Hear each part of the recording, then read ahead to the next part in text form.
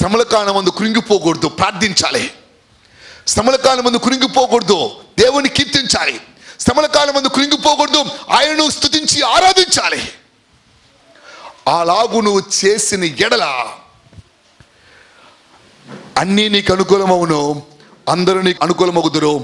కావలసినవి వచ్చును, దొరకాల్సినవి దొరుకును.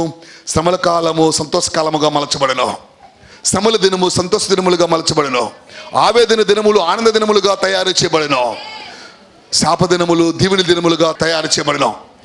ఇది చేద్దాం. చేతగాని వారం కాకుండా సమయోచితమైన జ్ఞానంతో ప్రార్థించే వారముగా సిద్ధపరచబడదాం. ఏ దినము నుంచి నువ్వు చేతగాన వాడవు, చేతగాన దానవు కాదు. ప్రార్థించేదానవు, ప్రార్థించేవాడవు.